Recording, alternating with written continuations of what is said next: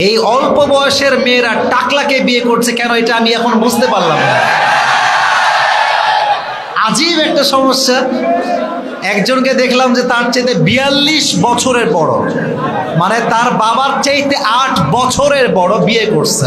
আগে আসবেন না, আগে কথা বুঝে শুনবেন, তাফসীর একটু পরে করছি, আগে আমার কথা বলতে দেন। তো তাকে বলছে, এই তুমি এরকম বুড়া বয়সী টাকলাকে বিয়ে করলা কেন? তো বলছে যে আমার এর ভালো লাগে, আমি এর ফিল করতে পারি, আমার এর ভালোবাসা এইটা। তা আমি বললাম বাটপারি বাদ দেন, ভালোবাসা সব টাকার খেলা, আর কিচ্ছু না। টাকা থাকলে আজকালকার মেয়েরা টাকলাকেও বিয়ে করতে বোধ করে না, ঠিক কিনা বল? তো আমার বোনকে বলবো, বোনেরা মেহেরবানি করে সব বাদ দিয়ে দেন, ভালো হয়ে যান, চরিত্রবান যুবককে বিয়ে করো, আমার দুনিয়াও সুন্দর হবে, আখিরাতও সুন্দর হবে, ঠিক কিনা? আল্লাহ আমার প্রত্যেকটা বোনকে হেদায়েত দান করুন, সকলেই পড়ুন আমিন।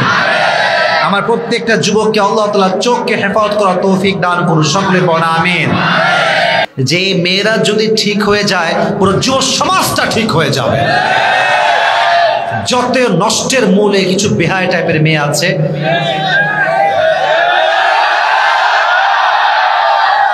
সব মেয়েকে একরকম ভাবা যাবে না। তোমরা খালি ঠিক বেটি বললা কেন এখানে? মানে মেয়েদের বিরুদ্ধে কথা বললে একেবারে ঠিক আওয়াজ করে বলতে হয়, তাই না? তবে হ্যাঁ, কিছু মেয়ে আছে দেখবেন উল্টাপাল্টা পোশাক পরার কারণে যুবকদের চরিত্র নষ্ট হয়, আমার মুরব্বীদের চরিত্র নষ্ট হয়ে যায়, ঠিক কিনা বল? তো চাঁদপুরে তো মনে করো মেয়েটে নাই ভাই, আরে নাই নাই ধরো মিয়া, যদি থাকে আল্লাহ হেদায়েত দান করুন, পড়া আমিন। তো মুরব্বীরা একটু কথাগুলো মন দিয়ে শুনবেন, যুবকরা শুনবেন।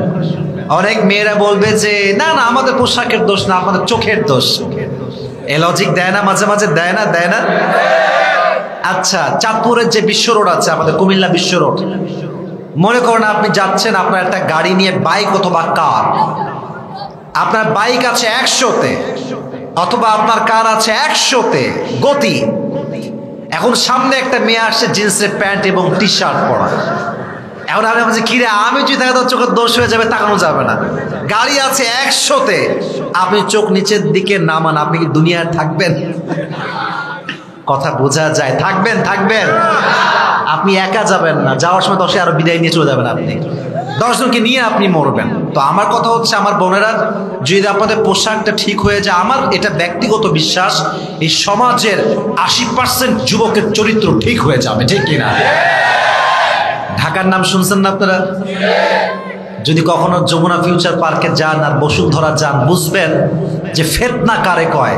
এই মেয়েদের লাজ লজ্জা কিছু নাই মনে হয়, কেমন যেন একটা অবস্থা।